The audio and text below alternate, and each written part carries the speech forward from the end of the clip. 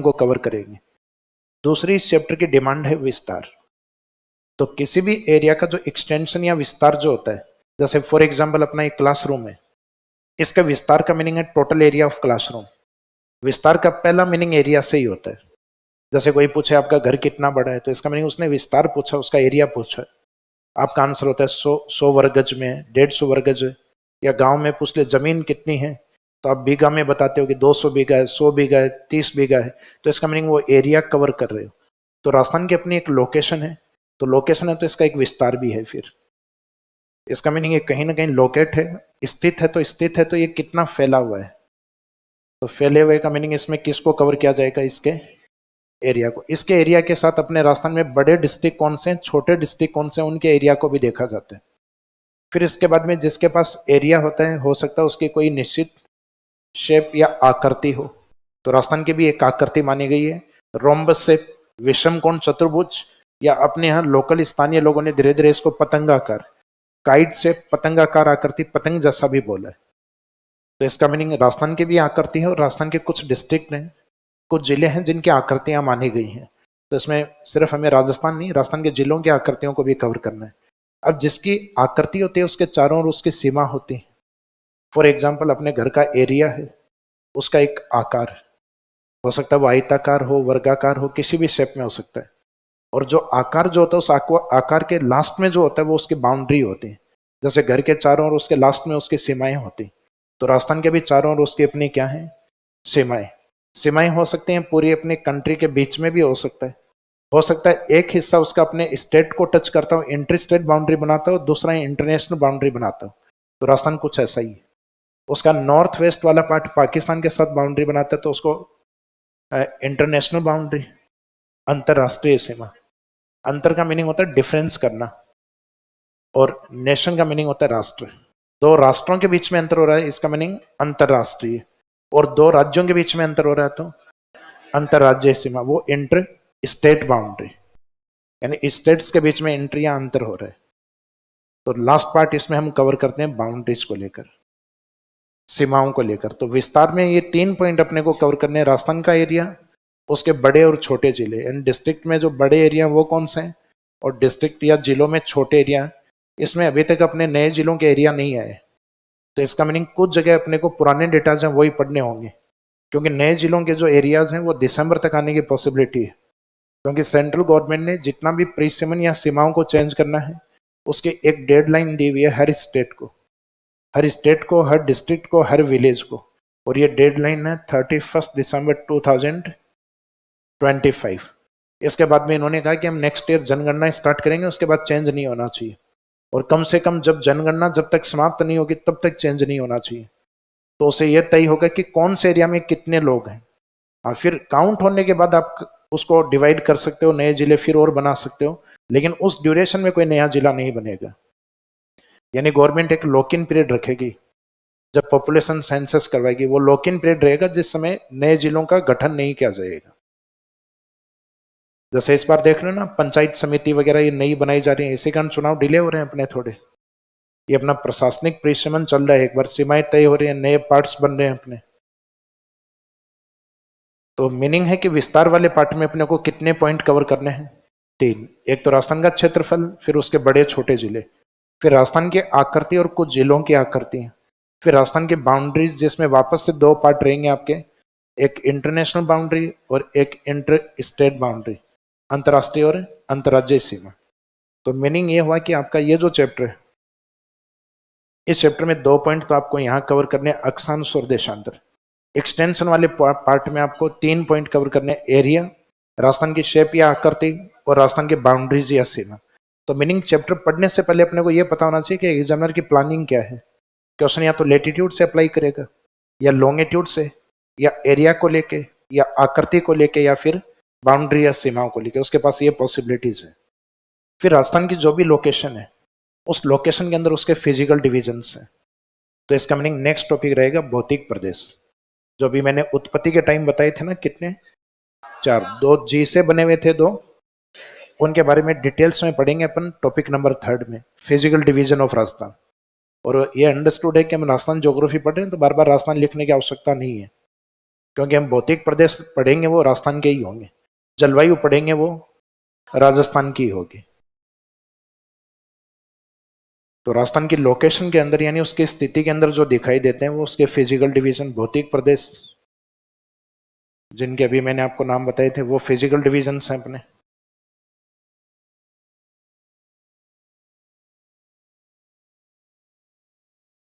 तो सिलेबस में तो स्टार्टिंग आपके वैसे इस टॉपिक से दी हुई है, फिजियोग्राफिक करेक्टरिस्टिक के साथ, वो जो भौगोलिक या भूआकृतिक विशेषताएं उसके साथ स्टार्टिंग की हुई है। लेकिन ये बेसिक पार्ट भी कवर करेंगे अपनी स्टार्टिंग वाला। फिर जो फिजिकल डिवीजन्स हैं उनकी अपनी खुद की क्लाइमेट, यानी पूरे राजस्थान की जलवायु है वो अलग अलग तरीके की है। अब वेस्टर्न राजस्थान में चले जाओ एक अलग क्लाइमेट, अरावली रीजन में रहोगे अलग क्लाइमेट, पूर्वी मैदानी भाग में आओगे अलग जलवायु, और हाड़ौती में जाओगे एक अलग क्लाइमेट। तो राजस्थान को अपन ने अलग अलग क्लाइमेट जोन में भी डिवाइड कर रखा है, अलग अलग जलवायु प्रदेश में भी डिवाइड कर रखा है। एक जनरल क्लासिफिकेशन के तहत, सामान्य वर्गीकरण के तहत राजस्थान के कितने क्लाइमेट जोन है? 5। जैसे राजस्थान के फिजिकल डिवीजन कितने हैं?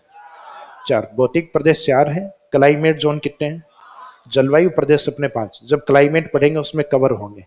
तो भौतिक प्रदेश, भौतिक प्रदेशों की अपनी क्या होती है? जलवायु होती है। जलवायु में आप अलग अलग सीजन का नाम सुनते हैं, ऋतुओं का नाम।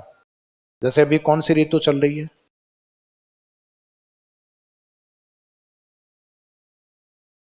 भाई मॉनसून सीजन को हम कहते हैं रेनी सीजन, वर्षा ऋतु। वर्षा ऋतु के पीछे रीजन ये होता है समर सीजन। भाई ये वाला जो ग्रीष्म ऋतु आता है तो ही अपने रेनी सीजन आ पाएगा, क्योंकि ग्रीष्म ऋतु आने का मीनिंग अपने यहाँ टेम्परेचर अधिक होंगे तो एयर प्रेशर क्या हो जाएगा? लो एयर प्रेशर जनरेट होगा। और समुद्र का जो पानी है वो हमेशा धीरे गर्म होता है, और समुद्र का पानी धीरे गर्म होता है, इसका मीनिंग सागरीय भागों के टेम्परेचर थोड़े कम होते हैं, और वहां पे एयर प्रेशर हमेशा आपको क्या मिलेगा? ज्यादा। तो उस एरिया से अपने यहाँ विंड शिफ्ट होना स्टार्ट हो जाती है, यानी जलीय भाग से स्थलीय भाग की ओर। तो समुद्र की ओर से विंड्स का शिफ्ट होने का मीनिंग है ह्यूमिडिटी का बढ़ना, और जब ह्यूमिडिटी बढ़ते बढ़ते मैक्सिमम हो जाती है तब क्या स्टार्ट हो जाएगा? रेनी सीजन, वर्षा ऋतु स्टार्ट हो जाएगी। और ह्यूमिडिटी मैक्सिमम तब होगी जब अपने टेम्परेचर हाईएस्ट जा चुके होंगे और लोवेस्ट एयर प्रेशर जनरेट हो जाएगा, न्यूनतम वायुदाब हो जाएगा। तो समुद्र की ओर से ह्यूमिडिटी तेजी से शिफ्ट होना स्टार्ट हो जाएगी जून के अंदर, और जून के लास्ट तक आते आते अपने मानसून एक्टिव हो जाएगा फिर, यानी मानसून की एंट्री हो जाएगी अपने। तो मानसून का आने का मीनिंग है रेनी सीजन का स्टार्ट होना। रेनी सीजन के बाद आगे का जो सुहावना मौसम आने वाला है सितंबर के बाद, अक्टूबर और नवंबर वाला जो टाइम पीरियड है जिसमें कई जगह जिमनार भी स्टार्ट होंगे देवठनी 11 के आसपास, और कई इंतजार भी करके बैठे हैं कि काश ये वैकेंसी पहले आ जाती तो आगे मैं क्या ही बताऊं। तो ये टाइम पीरियड आपका शरद ऋतु, शरद ऋतु के बाद में आपका विंटर सीजन, शीत ऋतु। तो ये वाला जो पार्ट है अपना क्लाइमेट वाला, तो क्लाइमेट में ये अलग अलग सीजन होते हैं, अलग अलग ऋतुएं होती हैं। जलवायु अपने 5 भागों में बटी हुई है, अपन ये ऋतुओं की बात कर रहे हैं। तो अपने मौसम विभाग ने ऋतुएं वो 4 मान रखे हैं, बाकी हिंदी में पढ़ते टाइम हम 6 पढ़ते हैं।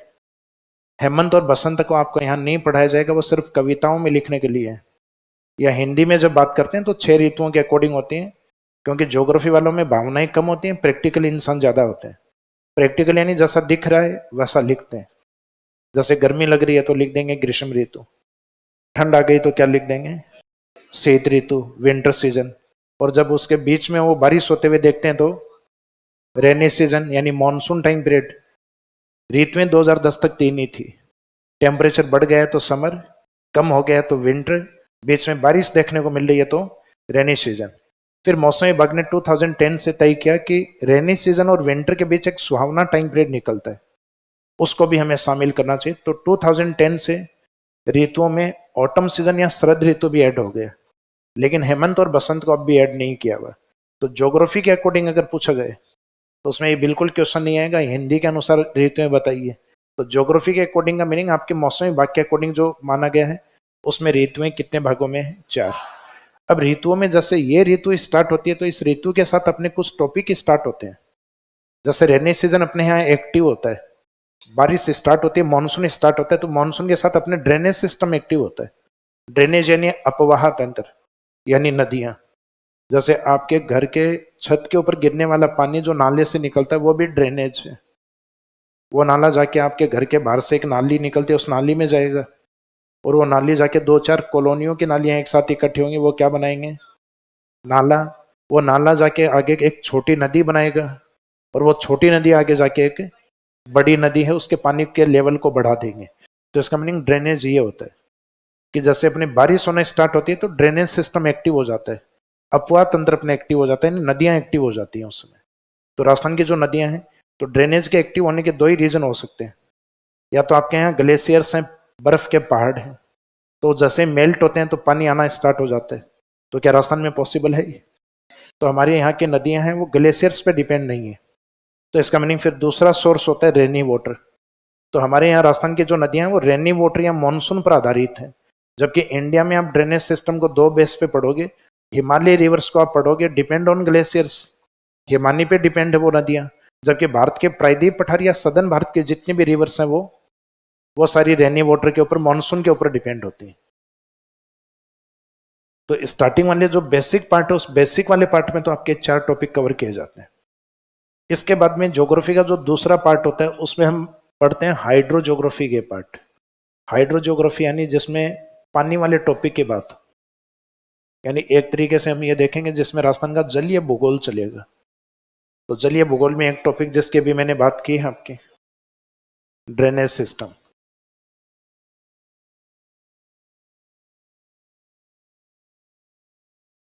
आपके सिलेबस में इस टॉपिक का नाम लिखा हुआ नहीं है।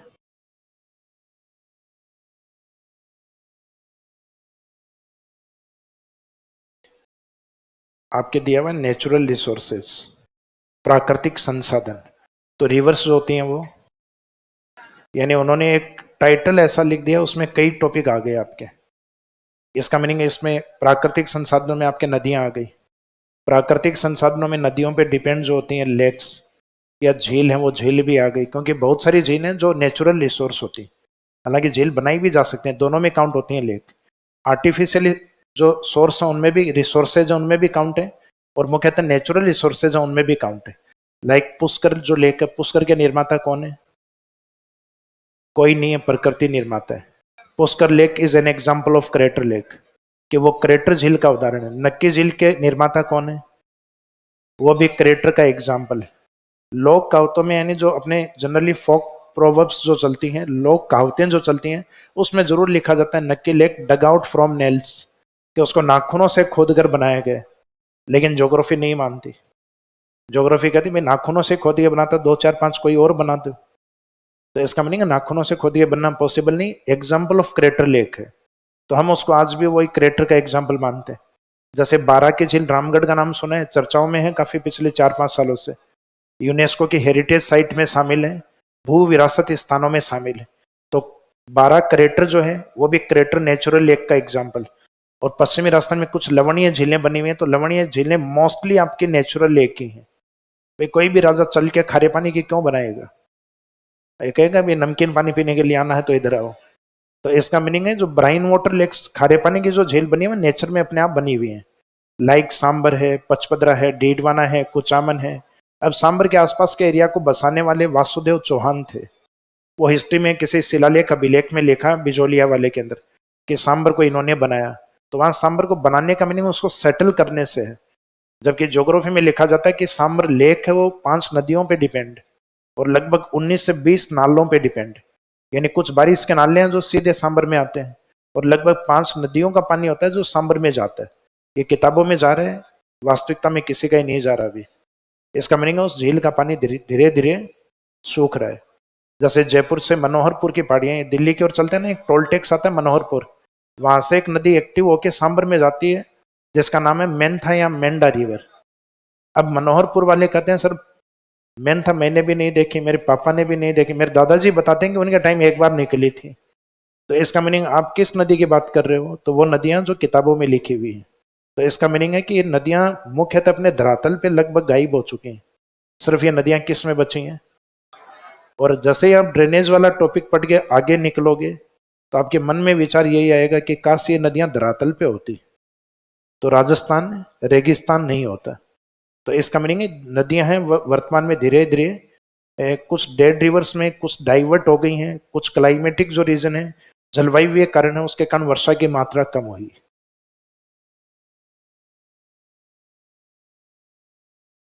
Online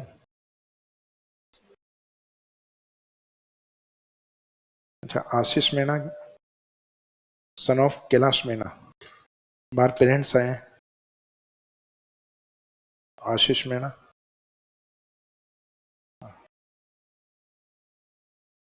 very good. आप कम से कम क्लास में मिले हो। कल परसों अंजलि के पापा आए थे, अंजलि क्लास में नहीं थे।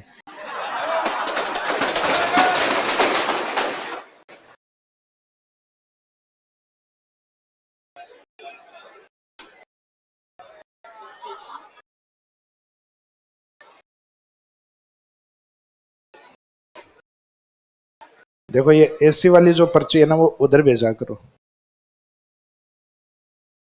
सर एसी का टेम्परेचर कम करवाओ प्लीज, गर्मी ज्यादा हो रही है, देखना थोड़ा सा।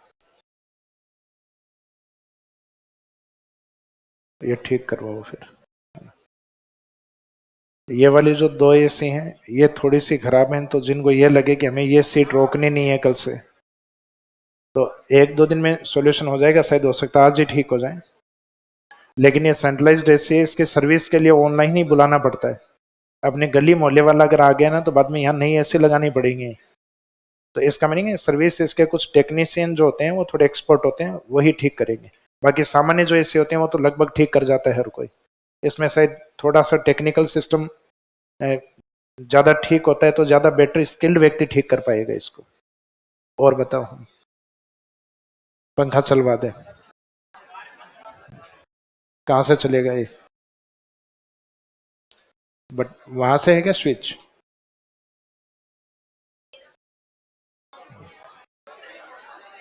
चलवा दिया, से थैंक यू, मोस्ट वेलकम। हाँ जी, आ जाओ। तो ड्रेनेज सिस्टम यानी जैसे ही अपने वर्षा ऋतु या क्लाइमेट वाला टॉपिक है, बातें नहीं करें। देखो सिलेबस सबसे इंपॉर्टेंट पार्ट, अगर ये समझ में आ गया तो ये मानो कि ज्योग्राफी के आगे टॉपिक कौन से आने वाले हैं और हमें क्या क्या चीजें पढ़नी, ये आपके माइंड में अभी सेट हो जाएगा। और अभी अगर नहीं हो पाया तो इसका मीनिंग सब्जेक्ट हमेशा टफ ही लगेगा। फिर एक तो आपकी सब्जेक्ट स्टार्ट होने से पहले फिंगर काउंटिंग पे यह आना चाहिए टॉपिक क्या क्या है, तो ये टॉपिक सीक्वेंस में पढ़ोगे तो इजीली याद हो जाएंगे। अब ड्रेनेज सिस्टम एक्टिव हुआ है तो ड्रेनेज सिस्टम पे क्या बनेगा? नदियां एक्टिव हुई हैं तो उन पे लेक्स बनेंगे। फिर तो ये वाला जो टॉपिक अपवा तंत्र, प्रॉपर इस नाम से नहीं दिया हुआ लेकिन सिलेबस का पार्ट है, इस टॉपिक के कारण सिलेबस का पार्ट है। अपवा तंत्र, या इस टॉपिक को हम नाम दे सकते हैं रिवर्स ऑफ राजस्थान, राजस्थान की नदियां।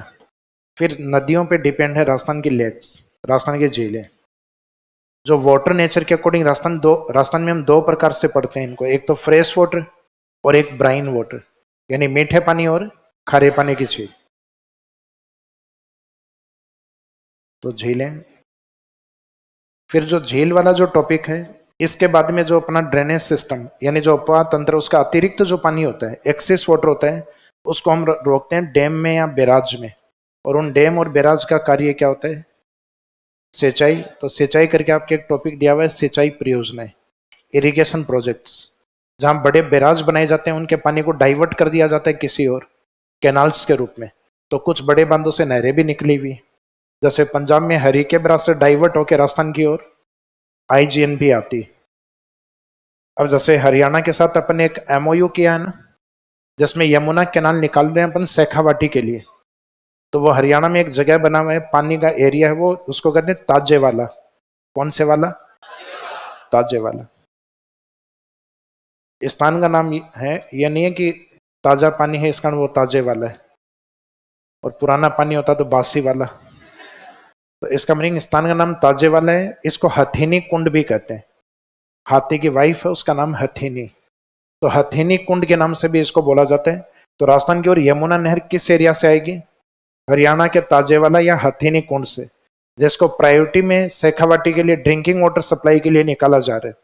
उसके बाद सेकेंडरी ऑब्जेक्टिव उससे अपन इरिगेशन पूरा करेंगे, यानी दूसरा उद्देश्य उससे सिंचाई होगा, पहली आपूर्ति उसमें पेयजल होगी, पीने के पानी की होगी।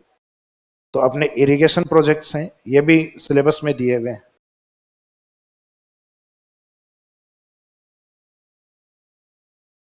इरिगेशन प्रोजेक्ट, हाँ, आरएस में आपके यहाँ एक एक्स्ट्रा टॉपिक दिया हुआ है, इनके पानी को कैसे बचाएं ये बताते हैं, वाटर कंजर्वेशन टेक्निक्स, जल संरक्षण की तकनीक। ये आपके सिलेबस में नहीं दिया हुआ, क्योंकि आरएस के सिलेबस में चेंज हुआ था 2021 में, उसमें ये टॉपिक आता है। तो ये वाला आपका पीएसआई का बैच है ना, तो ये नहीं करवाऊंगा मैं, वाटर कंजर्वेशन टेक्निक्स वाला टॉपिक नहीं करवाया जाएगा। करवा देंगे, और बताओ, चलो ये भी करवाएंगे।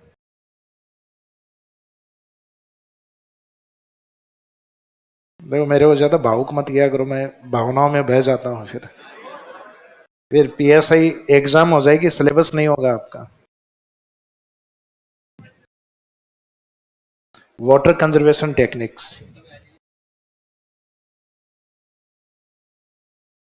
जल संरक्षण तकनीक है। देखो तकनीकें कुछ ऐसी हैं जो ट्रेडिशनल हैं। ट्रेडिशनल है इसका मीनिंग जो पुराने लोग या पुरानी पीढ़ियों ने जो अपनाई है। जैसे पुराने लोगों ने बनाई है झील, पुराने लोगों ने पश्चिमी राजस्थान में तालाब बनाए, उन तालाबों को हमने नाडी कहा है। नाडी से थोड़े डीप बनाए उसको हमने टोबा कहा है। जो आयताकार बनाए हैं जिनका मुख्य उद्देश्य बाथिंग या स्नान के लिए है, उनको हमने झालरा कहा है। झालरा जोधपुर के आसपास ऐसे स्ट्रक्चर ज्यादा बने हुए होते हैं जिनमें ज्यादातर 3 और सीढ़ियां बनी होती हैं झालरे के अंदर। मेन इसका आकृति है वो विशेष होता है आयताकार। तो मुख्यतः रेक्टेंगल शेप में, जिसके पानी का use as a drinking water नहीं होता। क्यों? क्योंकि बाथिंग या स्नान के लिए होता है। तो मुख्यतः नहाने के लिए उपयोगी एवं आयताकार संरचना में कौन से स्ट्रक्चर बने होते हैं? झालर। एक झालर होता है, वो झालर कम समझदार व्यक्ति को कहते हैं। तो झालर अलग होता है, झालरा अलग होता है आपके।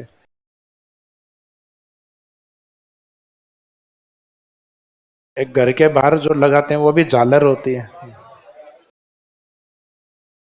तो ये वो सारी चीजें हैं। ये इनके अलावा भी बहुत सारे हैं, जैसे टैंक या तालाब का बनना, शेखावाटी की और अपने जोहड़, जो एक तरीके के कच्चे कुएं यानी पानी के तालाब भी होते हैं, ये भी जोहड़ का बनना। घरों में या सार्वजनिक स्थानों पर टांका या कुंड बनाना। पश्चिमी राजस्थान वाले ये जो कुंड होते हैं, ये जो ज्यादा डीप में नहीं बनाते, कम गहराई वाला कुंड बनाते हैं, जिसको क्या बोलते हैं? कोई या बेरी बोलते हैं। कुआं तो वाटर कंजर्वेशन टेक्निक नहीं होता, कुआं तो पानी निकालने के लिए होता है। भाई पानी कुएं के अंदर ये कौन देखता है कि बारिश होगी तो कुएं में पानी डालेंगे और फिर निकालेंगे? तो कुआं जो अपने ग्राउंड वाटर, जमीनी जो पानी होता है उसको निकालने का सोर्स होता है कुआं। कुआं वाटर कंजर्वेशन टेक्निक में काउंट नहीं होता। पानी को संग्रहित करने के लिए कुआं नहीं बनाया जाता, कुआं पानी को निकालने के लिए बनाया जाता है। जबकि कोई जिसमें पानी कलेक्ट किया जाता है पहले और उसके बाद में उसका यूटिलाइज होता है। ये नाम से ही फील होता है, कुआं जो ज्यादा डीप में है और कोई जो कम डीप में है। तो एक कम डीप वाली कोई होती है पश्चिमी राजस्थान में, इनका पानी जो तालाब के पास में होती है, जोड़े के पास में होती हैं, झीलों के पास में होते हैं, कम गहरे कुंड होते हैं जिनमें पानी लगभग साफ होता है, पीने का पानी यूज करते हैं। मोस्टली इंटरनेशनल बॉर्डर पे सबसे ज्यादा यूज इन्हीं का ही होता है। और इसके बाद दूसरा यूज होता है पालीवाल ब्राह्मणों के झीलों का, जिनको हम कहते हैं खड़ील। जो पिछली बार आरएस प्रीलिम्स में क्वेश्चन आया था कि पश्चिमी राजस्थान में पालीवाल ब्राह्मणों की वाटर कंजर्वेशन टेक्निक, तो जैसे ही पालीवाल शब्द आता है तो आंसर क्या रहता है अपना? खड़ील। और इंटरनेशनल बॉर्डर पे सबसे प्रचलित टेक्निक कौन सी होती है? कोई या बेरी होती है। ये ड्रिंकिंग वाटर के लिए बनाई जाती है। और कोई शेखावाटी में हमारे जो ड्रेनेज वाटर, सॉरी, जो सीवेज वाटर होता है, यानी पाइपलाइन नहीं आती तो घर का जो सीवेज पानी छोटे से कुंड में डालते हैं, उसको हमारे शेखावाटी की तरफ कुई कहते हैं। तो शेखावाटी की कोई अलग होती है, उसमें सीवेज वाटर होता है। पश्चिमी राजस्थान की कोई अलग होती है। तो गलती से भी शेखावाटी में जाके ये मत कहना कुई का पानी पीना है।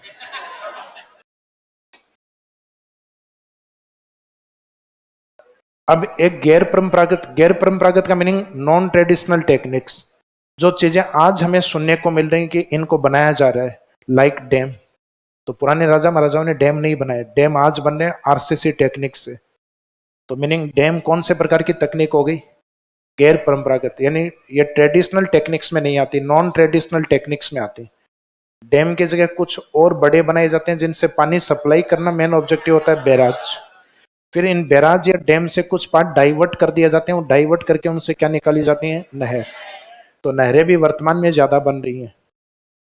20वीं शताब्दी से नहरें बनना स्टार्ट हुई। आधुनिक नहरों का निर्माण 20वीं शताब्दी से महाराजा गंगा सिंह जी ने स्टार्ट किया। और हम प्रथम पक्की नहर यानी first paved canal of country, Bharat की प्रथम पक्की नहर गंग नहर बनी थी 1927। तो 1927 को निकले हुए हम ये नहीं कहेंगे कोई सदियां बीत गई हो, अभी तो एक शताब्दी होने में भी 2 साल बाकी हैं। तो मीनिंग है जो 20वीं और 21वीं शताब्दी में जो टेक्निक अपनाई जा रही है वो अपने आप में किस में काउंट होंगी, नॉन ट्रेडिशनल। कोई 400 साल से 500 साल से चली आ रही है वो परंपरागत है आपकी। तो नहरें हैं ये भी मुख्यतः आपके नॉन ट्रेडिशनल, गैर परंपरागत। नहरों का जो पानी हम खेतों में कैसे यूटिलाइज करते हैं, जैसे कुछ किसान होते हैं सीधा खेत में डाल देते हैं। जालोर बाड़मेर के आसपास ये कंपल्सन है कि आप नर्मदा का पानी खुला यूज नहीं कर सकते। या तो आपने खेत में अपने ड्रिप सिस्टम लगा रखा है बूंद बूंद, या फिर आपने स्प्रिंकलर या फवारे यूज कर रहे हो, इसका मीनिंग उसके ऊपर ये अनिवार्यता है। आप आईजीएनपी का पानी खुला दो कोई नहीं रोकेगा, गंग नहर का पानी खुला यूज करो कोई नहीं रोकेगा, नर्मदा का पानी आपने अगर खुला यूज किया तो आपके ऊपर केस बनेगा। जैसे बीच में कांग्रेस के टाइम एक वीडियो आया था भीख जी का जालोर से, वो भीख जी लगा के मोटर अपने खेत में दे रहे थे और किसी ने पुलिस को सूचना कर दी। तो भीख जी की यह हाइट 6.25 6.5 फीट। पुलिस वाले यूं देख रहे कि जैसे कोई फर्स्ट फ्लोर पे आदमी खड़ा वैसे ऊपर देख के बात कर रहे, और भीख जी को कह रहे इस मोटर से पानी अपने खेत में क्यों डाल रहे हो। तो भीख जी यूं छाती पे मार रहे, एक ठक्के से ऐसे ही मारूं वो ऐसे ही 5 साल ऐसे ही चलेगा। तो पुलिस वालों ने उठाया और भीख जी को ले जाके पीटा। तो भीख जी ने कहा माई बाप गलती हो गई मेरे से।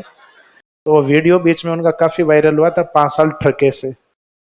तो 5 साल ठरके से वो भीख जी को उस चीज की सजा इसलिए हुई क्योंकि परमिशन नहीं है वहां। तो इसका मीनिंग राजस्थान के अंदर drip and sprinkler irrigation techniques are compulsory implemented on Narmada canal. Narmada नहर पे बूंद बूंद और फवारा पद्धति को अनिवार्य रूप से लागू किया हुआ है। तो इसका मीनिंग ये भी अपने आप में पानी के यूज करने की एक टेक्निक है, तो पानी को बचाने की एक टेक्निक है। तो ड्रिप और स्प्रिंकलर है वो क्या हमारी पीढ़ियों ने यूज किया है, नहीं किया। आधुनिक तकनीक है जो हमने इसराइल से अडॉप्ट की है, इसराइल से लेकर आई ये तकनीक अपन। आपको ये मत कहना नहीं सर दादाजी तो हमारे तहसील से लेके आए थे फवारे। तो फवारा एवं बूंद बूंद तकनीक जो ज्यादातर अपनी बागवानी फसलें होती हैं, यानी जो फल फूल ये जो लगाए जाते हैं ना, जो प्लांट के रूप पौधे के रूप में होते हैं उन पे बूंद बूंद ड्रिप यूज होता है। और बाकी फसलों में ज्यादातर स्प्रिंकलर ही यूज होता है। फसल में ड्रिप लगाना पॉसिबल नहीं है। ये थोड़ी ना करें बाजरे का बूटा है उसके ऊपर ड्रिप लगाए है, तो बाजरे को निकालोगे उसके साथ अपने ड्रिप सिस्टम भी निकलेगा फिर।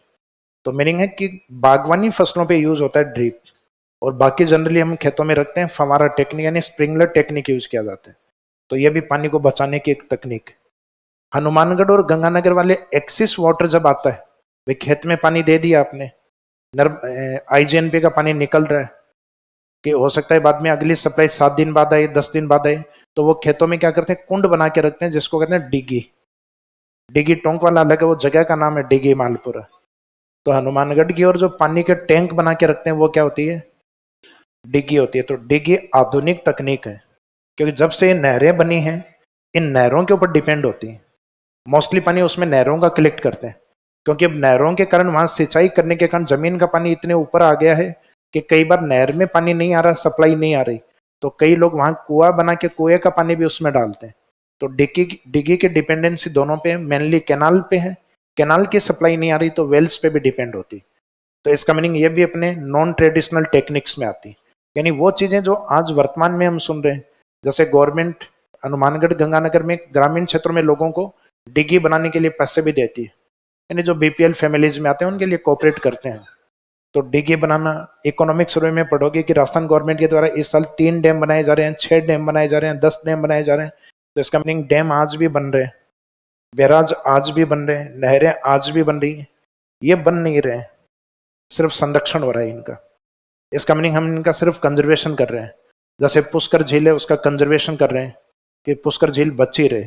तो इसका मीनिंग ट्रेडिशनल टेक्निक्स जितनी बची हुई बनाई हुई हैं अगर हम उनको बचा लें तो भी काफी है, और नॉन ट्रेडिशनल जो टेक्निक्स हैं उनको हम बनाने का प्रयास कंटिन्यूस कर रहे हैं।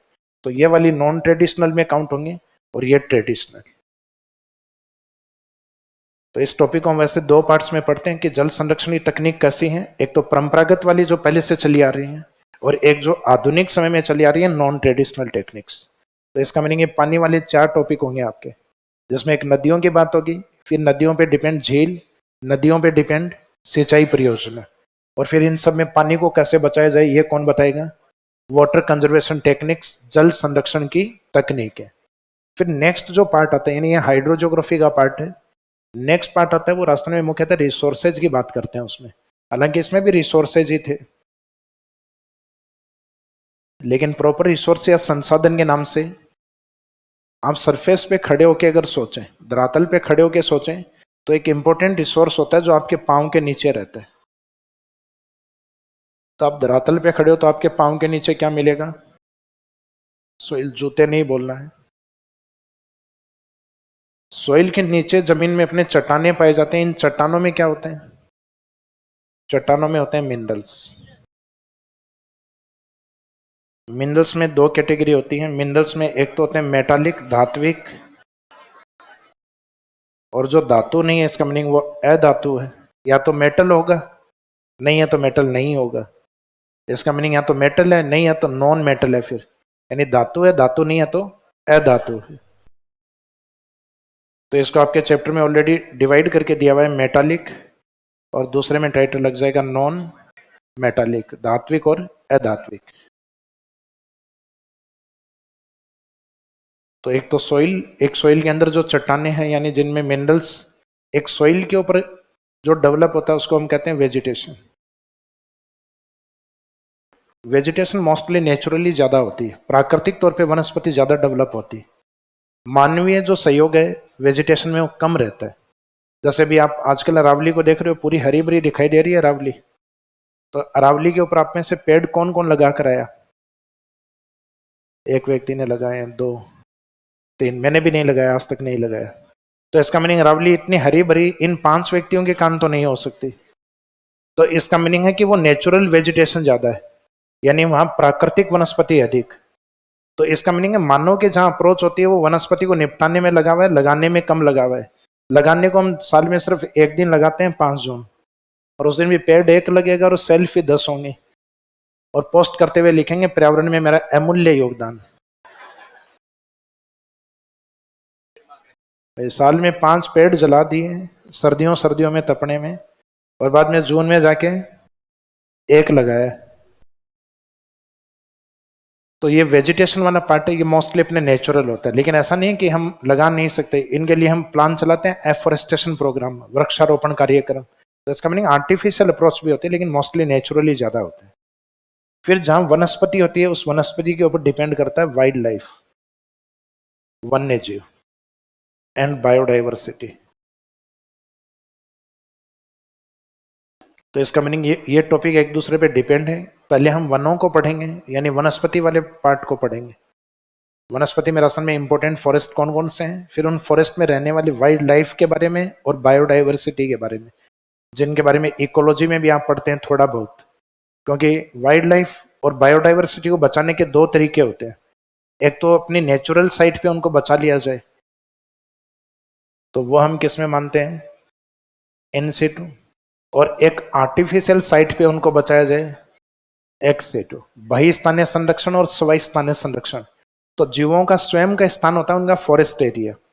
उस फॉरेस्ट एरिया से जैसे कोई टाइगर बाहर निकल रहा था, अचानक किसी गाड़ी की चपेट में आ गया और बेहोश हो गया वहां, या उसकी पसलियां टूट गई, मरा नहीं है, तो एक तो यह है कि मानो उसको उठा के जंगल में फेंक दे, तो यह तो है अमानवीयता, मर जाएगा वो। दूसरा है कि उसको वहां से उठा के जू या जंतुआलय में ले जाया जाए और वहां उसका इलाज चले और वहां उसको खाने को दिया जाए, और फिर ये पता लगे कि इसके फ्रैक्चर इतने भयंकर हैं कि जीवित तो रहेगा 2, 4, 5 साल, लेकिन ये फॉरेस्ट एरिया में सर्वाइव नहीं कर सकता क्योंकि शिकार नहीं कर सकता अभी। तो इसका मीनिंग उसको जू में रखा जाएगा जहां अपना एक पर्पस टूरिज्म वाला पूरा होगा, और उस जीव के लिए दूसरा पर्पस उसका जीना वहां पूरा होगा। तो मीनिंग है वहां जीवों को संरक्षण। तो जू या जंतुआलय में जहां रखा है, क्या वो जंतुआलय उसकी नेचुरल साइट है, नहीं है, तो उसको कहेंगे बहिस्थानीय संरक्षण। तो जीवों को जब नेचुरल साइट से बाहर प्रोटेक्ट करते हैं, यानी आर्टिफिशियल साइट पे प्रोटेक्ट करते हैं, तो उसको क्या कहा जाता है, बाह्य स्थानीय संरक्षण। और जीवों को जब स्वयं के स्थान पे संरक्षण देते हैं तो इन सिटू या सवै स्थानीय संरक्षण। तो संरक्षण में इकोलॉजी में आपके दो पार्ट रहते हैं, सवै स्थानीय और बाह्य स्थानीय या बहि स्थानीय संरक्षण। यानी एक तो इन सिटू और दूसरा एक्स सिटू। यह हालांकि अब रिसोर्स में काउंट नहीं होता। पहले वाइल्ड लाइफ हमारे लिए रिसोर्स थे। जैसे फॉर एग्जाम्पल अपने पहले जो रानियां या जो राजवंश थे उसमें हाथी दांत की चूड़ियां चला करती।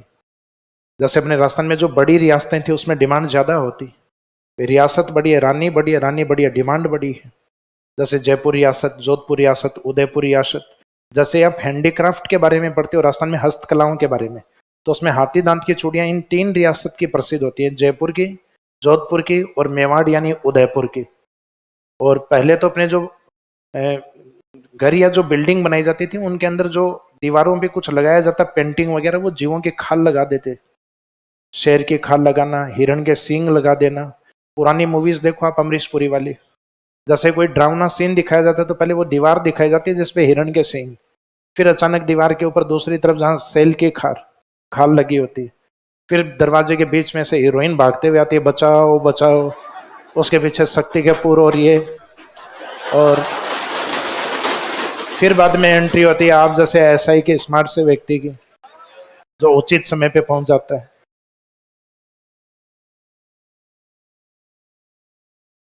मीनिंग है कि रिसोर्स वाली टॉपिक जब भी याद करो, जमीन पे खड़े होके और फिर याद रखना।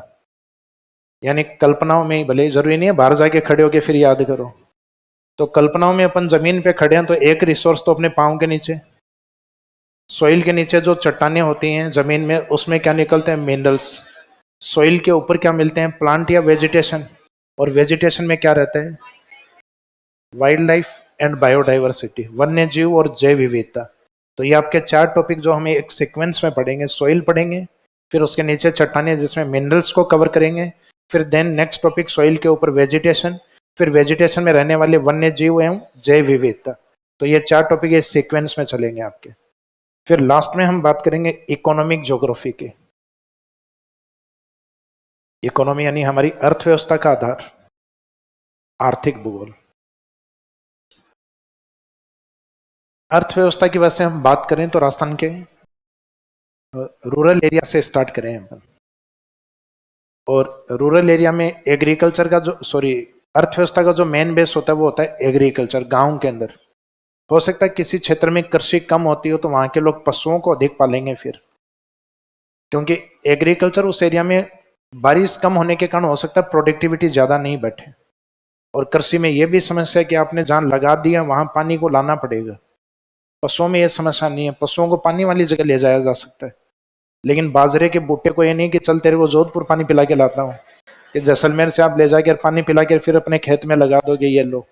लेकिन पशुओं को ये पॉसिबल है कि आप स्थानांतरित चारागाह कर सकते हो, यानी एक जगह से सीजनल आप शिफ्ट हो सकते हो। गर्मियों में जैसे पश्चिमी राजस्थान में चारा कम हो गया तो आप निकटतम 30, 40, 50 किलोमीटर तक भी अपने माइग्रेशन होते हैं पशुओं के। रेवड़ को लेके, रेवड़ का मीनिंग जो बहुत सारे पशु हैं उनको लेके वो मुख्यतः रावली की तरफ शिफ्ट होते हैं, बहुत सारे चरवाहे। तो ये पश्चिमी राजस्थान में आज भी है। पहले की ऐसी स्थितियां अकाल के समय होती थी कि जब एक गांव में अकाल पड़ रहा है, फिर नेक्स्ट ईयर भी अकाल पड़ गया, तो धीरे धीरे चारे की कमी होती थी। तो या तो पशुओं को खोल देते थे घर से, क्योंकि उस टाइम पशुओं की वैल्यू इतनी नहीं थी। अब तो एक एक बकरी भी 10,000 रुपये की है। तो अब खोला नहीं जा सकता, हो सकता है कसाई को देंगे लेकिन खोलेंगे नहीं अब। तो इसका मीनिंग है कि पशुपालन भी मुख्यतः एग्रीकल्चर के साथ एक दूसरा बेस है। और ग्रामीण क्षेत्र के लोगों को हम देखते हैं सामान्य तो जो कृषि करते हैं वो अपने घर में 2, 4, 5 पशु सब रखते हैं। उसको हम कहते हैं मिक्स्ड फार्मिंग, मिश्रित कृषि। तो राजस्थान में एग्रीकल्चर का जो पैटर्न जो अपनाया जाता है वो मुख्यतः जो मिक्स्ड फार्मिंग होता है, मिश्रित कृषि होता है, उस पैटर्न को अधिक अपनाते हैं अपन। तो ये आपके टॉपिक सिलेबस में पहले हुआ करता था, अब हट गया है। तो ये टॉपिक आपके नहीं दिया हुआ, पशुओं से आपके क्वेश्चंस नहीं आते हैं। तो ग्रामीण क्षेत्र वाले 2 टॉपिक में से कौन सा कवर करेंगे अपन? कृषि वाला। कृषि आपके पीएसआई में ज्योग्राफी में नहीं दिया हुआ है, ये इकोनॉमी वाले पार्ट में दिया हुआ है, स्टेट इकोनॉमी, उसमें ये दिया हुआ है। अब ये मानो कि आपको गांव में रहना ही नहीं है, तो गांव में रह रहे थे तब तो बेस ये था अपना, चलो हम शहर में आ गए। शहर में हम या तो तब आ सकते हैं जब हम सर्विस सेक्टर यानी कोई सेवा क्षेत्र में लग गए। फॉर एग्जाम्पल आप जॉब लग गए, आरएस बन गए, तो आप सर्विस में आ गए हो। फिर तो इसका मीनिंग हो सकता है इसका शहर में शिफ्ट हो गया। तो शहरी क्षेत्र में ये वाला जो टॉपिक है ये तो इकोनॉमिक सर्वे का पार्ट है। अपने ज्योग्राफी में कोई सर्विस नाम से कोई टॉपिक नहीं दिया हुआ। और फिर सर्विस में अगर आप नहीं हो तो तय है आप किसी न किसी इंडस्ट्रीज से जुड़े हुए हो। फिर अब उस इंडस्ट्रीज में हो सकता है प्रोडक्शन में एक श्रमिक के रूप पे हो सकता है कि उसके उत्पाद की सप्लाई चेन पे हो, जो उत्पाद तैयार हुआ उसको मार्केट में सप्लाई करते हो, या हो सकता है कि आप होलसेलर या रिटेलर हो, जो इस सामान को रिटेलर हो सकता है इस सामान को किसी को सेवा के रूप में उपलब्ध करवा रहे हो। तो इसका मीनिंग आपका रिलेशन फिर रहेगा इंडस्ट्रीज से, अगर आप इस सेक्टर से रिलेवेंट नहीं हो तो ये जो टॉपिक है ये आपका शहरी क्षेत्रों के आसपास ही होता है। और इंडस्ट्रीज जो होती हैं, उद्योग जो होते हैं, वो किस पे डिपेंड करते हैं? एनर्जी या ऊर्जा। ऊर्जा आप वाले सिलेबस में नहीं दी हुई, शायद पीएसआई में नहीं दी हुई, आरएस में दी हुई है, लेकिन ये भी इकोनॉमिक सर्वे का पार्ट है तो इसको भी करवाया जाएगा, तो बेफिक्र हो, ये भी करवाएंगे। तो उद्योग है वो डिपेंड किस पे है? ऊर्जा पे। उद्योग का मीनिंग है कि उद्योग डिपेंड होते हैं वैसे मशीनरीज के ऊपर। मशीन होते हैं उद्योगों में, मशीन को चलाने के लिए क्या चाहिए? ऊर्जा के साथ इंसान भी तो चाहिए ना। तो इंसान कहाँ से आएगा? जनसंख्या से। तो इसका मीनिंग है कि जनसंख्या भी अपने इकोनॉमी का एक बेस होता है। 1992 की जो अपने पंचवर्षीय योजना थी 1992 के आसपास, 8वीं पंचवर्षीय योजना, उसमें पहली बार इंसान को रिसोर्स माना गया कि इंसान एक संसाधन है और इस संसाधन का यूटिलाइज हम कई सेक्टर में कर सकते हैं। तो इसका मीनिंग पहली बार, वरना तो इंसान अपने आपको ये मान के बैठा था कि धरती पे बोझ है अपन। फिर उनको सरकार ने बताया कि आप लोग बोझ नहीं हो, आप लोग एक इम्पोर्टेंट रिसोर्स हो, और इसकी भी किसी देश के पास अगर कमी हो गई तो इसका मीनिंग उस कंट्री की प्रोडक्टिविटी कम हो जाएगी। और इसमें भी मुख्यतः यूथ पॉपुलेशन अगर कम हो गई तो वो समस्या है। तो हम लोगों की समझ में पहले से आया हुआ है भारतीयों को, तो हम ये यूथ को कमी नहीं होने दे रहे। बीच में चाइना में ये स्थिति है, हम दो, हमारी एक वन चाइल्ड पॉलिसी थी ना, तो वन चाइल्ड पॉलिसी यह अब हटा ली है। तो इसका नुकसान ये है कि आप एक दिन ऐसी स्थिति में होगे कि हम दो और हमारे एक, तो हम दो तो बूढ़े हो जाएंगे एक दिन। तो 66% जनसंख्या बूढ़ी हो जाएगी, और वो डिपेंड कितने पे हो जाएगी? 1/3 पे, लगभग 33.33% लोगों पे डिपेंड होगी। और क्या भरोसा कि 33.33 कमाएं, उसमें भी तो कुछ निकम्मे तो निकलेंगे ना, भाई जिनकी कमाने की इच्छा ही नहीं हो। तो हो सकता है उसमें से भी 5-7% नहीं कमाए। तो नहीं कमाए तो इसका मीनिंग है कि लगभग 25% तो कमा रहे हैं और 75% बैठ के खा रहे हैं। तो ऐसे देश की ग्रोथ कभी भी पॉसिबल नहीं है। तो इंडिया को कहा जाता है कि वर्तमान में सबसे ज्यादा वर्किंग जो कंट्री है, यानी जो सबसे यूथ पॉपुलेशन वाला है, वर्किंग पावर जो है वो सबसे ज्यादा इंडिया के पास। आप विश्व के जितने भी राष्ट्र हैं वो देखिए, सबसे ज्यादा माइग्रेट, काम के लिए माइग्रेट, ऐसे तो माइग्रेट वो हो रहे हैं यूक्रेन वाले, वो युद्ध के कारण हो रहे हैं, लेकिन अपने यहाँ के जो माइग्रेशन है मुख्यतः काम के कारण होते हैं। तो काम के कारण सबसे ज्यादा माइग्रेशन है वो इंडियंस है, भारतीय हैं, क्योंकि हमारे पास जनसंख्या काफी ज्यादा है। तो वर्किंग पॉपुलेशन अपनी इंडिया में आप देखोगे 40 से 45% है आज वर्तमान के अंदर, जिसको हम कहते हैं कार्यशील जनसंख्या। तो कार्यशील जनसंख्या है वो अपने ज्यादा है। और ये कार्यशील जनसंख्या की डेफिनेशन में हम 15th ईयर से लेके 16 ईयर, 60 साल की जनसंख्या को काउंट करते हैं। तो अपने कानून भी बना हुआ है ना कि आप 14 साल से छोटे बच्चे से काम नहीं करवा सकते। तो इसका मीनिंग वो कार्यशील जनसंख्या में काउंट नहीं होता है। इसका मीनिंग 14 साल से अधिक का मीनिंग है 15 साल से, यानी 14th प्लस निकलते ही 15th में काउंट होगा वो। तो 15 से लेके यानी 14 साल से अधिक, और लेस देन 60 यानी 61 नहीं होना चाहिए, 60 तक, वो आपके वर्किंग पॉपुलेशन में काउंट होता है, यानी कार्यशील जनसंख्या में। 60 साल से ऊपर की जनसंख्या को कार्यशील जनसंख्या में काउंट नहीं किया जाता। कार्यशील यानी जो एक्टिव पॉपुलेशन है उसमें काउंट नहीं होती वो। तो इंडस्ट्री डिपेंड है ऊर्जा पर, इंडस्ट्री डिपेंड है मैन पावर या जनसंख्या पर। यह जनसंख्या यहाँ से आमदनी प्राप्त करती है, और आमदनी प्राप्त करके फिर पैसा कमा के और फिर टूरिज्म या पर्यटन करती। तो पर्यटन वाला टॉपिक आपके नहीं दिया हुआ, तो थोड़े बहुत कोई डेटा है तो इकोनॉमिक सर्वे में सर कवर करवा देते हैं आपको, तो वो क्लासेज आपको देखनी है, टॉपिक ही नहीं दिया हुआ है ना। इकोनॉमिक सर्वे में भी इतना बड़ा नहीं है, सिर्फ डेटा या फैक्ट है कि इस साल हमारे पर्यटक कितने आए, कौन से जिलों में पर्यटक अधिक आए और कौन से जिलों में पर्यटक कम आए, पिछली बार से पर्यटक कितने % बढ़े। इसका मीनिंग ये 2 4 5 फैक्ट हैं, उन फैक्ट को अपने को याद रखना है इकोनॉमिक सर्वे के अकॉर्डिंग, तो वो वहां कवर करेंगे। बाकी आपके पर्यटन वाला टॉपिक ये नहीं दिया हुआ, तो आरएस से एक तो ये डिफरेंट हो गया, और एक फिर आरएस में आपके एक अलग सा अजीब सा टॉपिक दिया हुआ है जो सिर्फ मेंस में दिया हुआ है। एक यूनेस्को की 2 कॉन्सेप्ट दी हुई है, एक तो जियो पार्क और एक जियो हेरिटेज साइट, वो भी प्रीलिम्स में नहीं दिया हुआ, वहां सिर्फ मेंस में। तो ये टॉपिक भी आपको नहीं करवाया जाएगा क्योंकि मेंस का टॉपिक है, तो ये भी अपने सिलेबस में कोई लेना देना ही नहीं इस टॉपिक का। तो मीनिंग है कि इकोनॉमी वाले टॉपिक में एक तो एग्रीकल्चर को कवर करेंगे, पशुपालन कवर नहीं करेंगे, ये नहीं दिया हुआ आपका। फिर इंडस्ट्रीज को, जैसे गांव के रहेंगे अंदर रहेंगे तो इकोनॉमिक सोर्स अपना एग्रीकल्चर, शहर में आ गए तो इकोनॉमिक बेस इंडस्ट्री, फिर इकोनॉमी सोर्स इंडस्ट्रीज को चलाने के लिए अपने को एनर्जी, और इसको चलाने के लिए अपने को मैन पावर या पॉपुलेशन। तो यहाँ आपको ये 4 टॉपिक याद रखने हैं कि गांव में थे तब तो खेती कर रहे थे, शहर में आ गए तब इंडस्ट्रीज में, फिर इंडस्ट्रीज को चलाने के लिए एनर्जी, और इंडस्ट्रीज को चलाने के लिए मैन पावर। तो अपने माइंड में एक सीक्वेंस रहना चाहिए इनका। तो स्टार्टिंग वाले जो टॉपिक है जिसमें हम सबसे पहले बात करते हैं राजस्थान के निर्माण की, उत्पत्ति की, उत्पत्ति के बाद में उसकी लोकेशन की, फिर उसके लोकेशन के अंदर उसके फिजिकल डिवीजन, फिर फिजिकल डिवीजन के अंदर उसकी क्लाइमेट। तो राजस्थान का origin, location, physical division and climate. फिर क्लाइमेट में जैसे ही वर्षा होती है तो आगे वाले टॉपिक एक्टिव होंगे फिर आपके। ड्रेनेज सिस्टम, ड्रेनेज सिस्टम पे डिपेंड लेक्स, झीलें, ड्रेनेज सिस्टम पे डिपेंड इरिगेशन प्रोजेक्ट, और इन सब में पानी को कैसे बचाएं ये बताएगा हमें वाटर कंजर्वेशन टेक्निक्स, यानी जल संरक्षण की तकनीक है। तो ये 4 बीच में टॉपिक आएंगे आपके हाइड्रोजियोग्राफी, पानी वाले टॉपिक, नदियां, झील, सिंचाई परियोजना और जल संरक्षण। फिर जमीन पे खड़े होकर हम रिसोर्सेज के बारे में सोचेंगे, जैसे पाँव के नीचे मिट्टी, उसके नीचे चट्टानों में खनिज, मिट्टी के ऊपर वेजिटेशन, और वेजिटेशन में वाइल्ड लाइफ एंड बायोडाइवर्सिटी।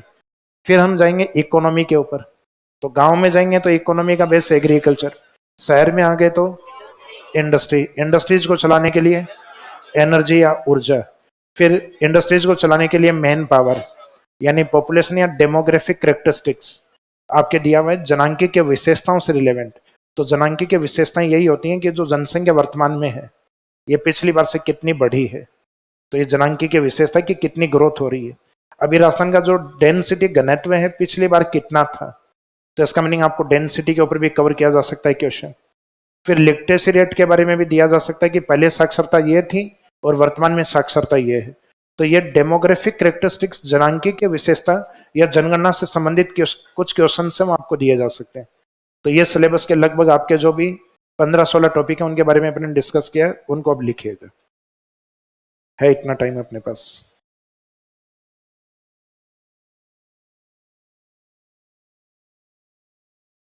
तो फर्स्ट स्टार्टिंग वाले जो टॉपिक हैं जिनको नाम दे सकते हो आप, जनरल ज्योग्राफी, सामान्य भूगोल। सामान्य भूगोल में 4 टाइटल लिख दो, 4 टॉपिक लिख दीजिए।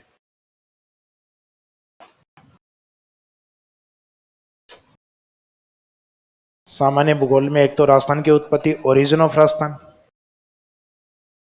फिर नेक्स्ट टॉपिक है location and extension of Rajasthan, Rajasthan की स्थिति एवं विस्तार। फिर उसके बाद में फिजिकल डिवीजन, फिजिकल डिवीजन के बाद में नेक्स्ट क्लाइमेट या जलवायु।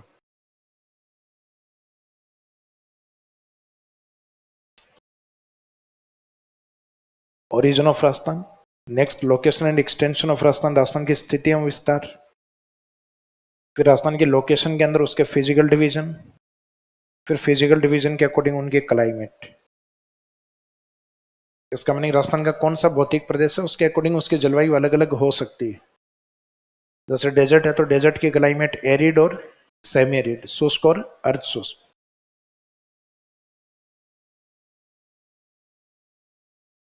First topic origin of Rajasthan, Rajasthan की उत्पत्ति।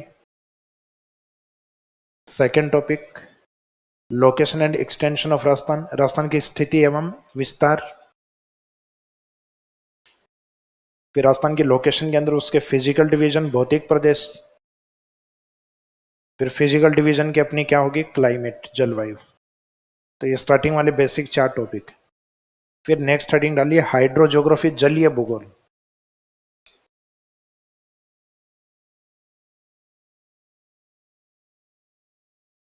तो ये वैसे पार्ट आ गया अपना बी पॉइंट। बी पॉइंट यानी हाइड्रोजोग्राफी।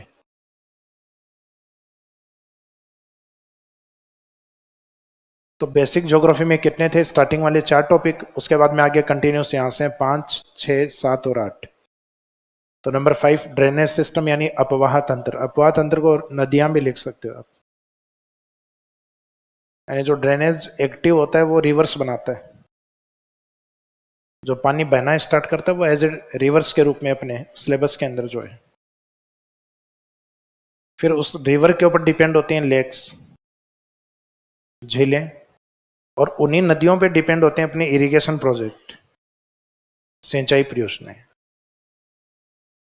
क्योंकि रिवर से उन पे डैम या बैराज बनाए जाते हैं और उन बैराज का यूज अपना एज ए इरिगेशन वाटर के रूप में उनका यूज करते हैं। Drinking water, irrigation water, hydro power generate करने में,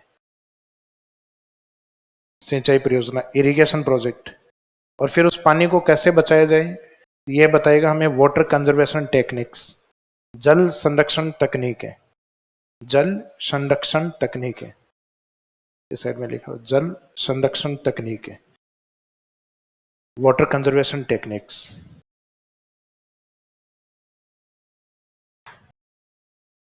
इसके बाद वाले कुछ टॉपिक हैं वो रिसोर्सेज वाले हैं, जो जमीन पे खड़े होके हम सोच रहे थे। तो खड़े होके सोच रहे थे वहां, एक तो पाँव के नीचे सॉइल, सॉइल के नीचे अपने मिनरल्स, सॉइल के ऊपर अपनी वेजिटेशन, और वेजिटेशन के अंदर वाइल्ड लाइफ एंड बायोडाइवर्सिटी। तो नेक्स्ट टॉपिक आप यहां से लिखना, सॉइल से लिखना। टाइटल दे देना इसको सी पॉइंट रिसोर्सेज। ये राजस्थान के अंदर कुछ संसाधन है। तो अपने को पता है सॉइल है वो नेचुरल रिसोर्स होता है, सॉइल को हम बना नहीं सकते, बनती है अपने आप। सॉइल के नीचे जो चट्टाने, उन चट्टानों के अंदर क्या पाए जाते हैं? मिनरल्स। तो ये भी नेचर में अपने आप ही मिलते हैं। तो एक टॉपिक तो है राजस्थान की मिट्टी,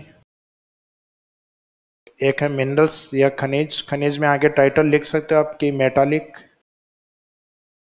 या जब टॉपिक स्टार्ट करेंगे वहां पे भी यही लिखेंगे, तो आप तो मिनरल्स लिख दो चाहे sir, metallic and non metallic. खनिज आगे डेस करके धात्विक एवं अधात्विक, यानी मिनरल्स या खनिज वो या तो धातु होंगे, और धातु नहीं है तो अधातु होंगे। तो इस कारण खनिज धात्विक या अधात्विक एवं अधात्विक। फिर मिट्टी के ऊपर जो डेवलप होता है प्लांट्स, उनको हम कहते हैं वेजिटेशन, जिसमें राजस्थान के फॉरेस्ट कवर किया जाता है कि राजस्थान में वन कितने हैं और उनके एग्जाम्पल कौन कौन से हैं। जैसे अलग अलग फॉरेस्ट में एग्जाम्पल आते हैं ना, कि सदाबहार वनों के एग्जाम्पल कौन से हैं, जीरो फाइट के एग्जाम्पल कौन से हैं, मॉनसूनी फॉरेस्ट है उनके एग्जाम्पल कौन से हैं। तो हर फॉरेस्ट कैटेगरी में 2, 4, 5 इंपॉर्टेंट प्लांट है, उनके नाम याद रखने हैं। तो ये वेजिटेशन, और इसकी हर 2 साल बाद में रिपोर्ट आती है, वो भी याद रखनी है। वो अपने वन रिपोर्ट के नाम से आती है, फॉरेस्ट रिपोर्ट।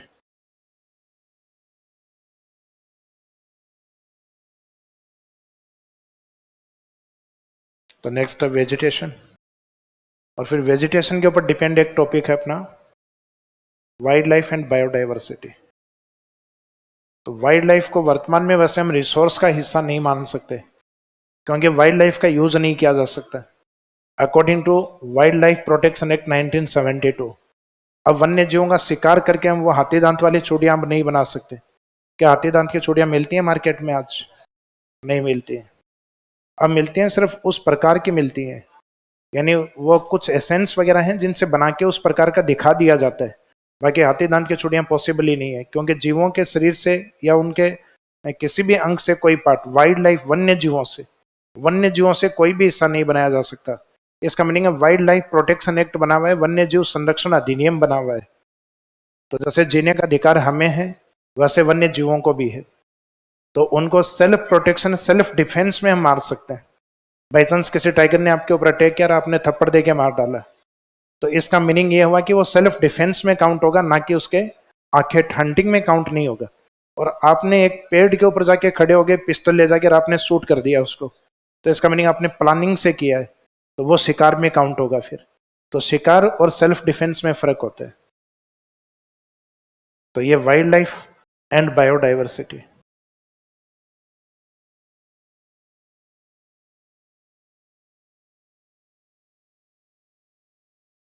वाइल्ड लाइफ यानी वन्य जीव, बायोडाइवर्सिटी एवं जैव विविधता। वैसे टॉपिक होता है ये wild life and biodiversity conservation, वन्य जीव और जैव विविधता संरक्षण। तो संरक्षण के दो तरीके बताए थे मैंने आपको, इन सिटू और एक्स सिटू। तो आप तो हेडिंग यही लिख देना, वाइल्ड लाइफ एंड बायोडाइवर्सिटी, वन्य जीव एवं जैव विविधता। और एक लास्ट वाले इकोनॉमी वाले 4 टॉपिक और लिख दो, इकोनॉमी ज्योग्राफी।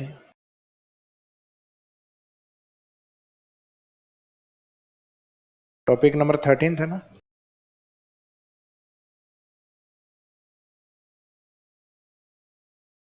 इसमें एक तो इंडस्ट्रीज दिया हुआ है, इंडस्ट्रीज एंड डेवलपमेंट, उद्योग एवं विकास। तो उद्योग और उसके औद्योगिक विकास के लिए गवर्नमेंट क्या कर रही है वो पढ़ना अपने को।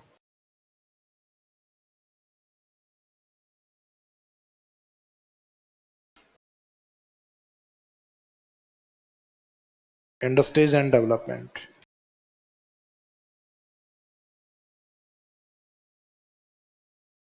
उद्योग एवं विकास।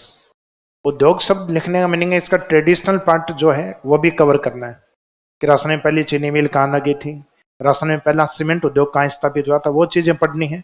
दूसरा आपको वो पढ़ना जो आपके इकोनॉमिक सर्वे में दिया हुआ है, कि राजस्थान गवर्नमेंट के द्वारा सेज एरिया कहाँ बनाए जा रहे हैं, डीएमआईसी कॉरिडोर बनाया जा रहा है उसका मीनिंग क्या है, राजस्थान गवर्नमेंट की इंडस्ट्रीज के लिए कौन सी स्कीम्स हैं, राजस्थान में इंडस्ट्रीज को डेवलप करने के लिए कौन से पार्क और कॉम्प्लेक्स बनाए जा रहे हैं।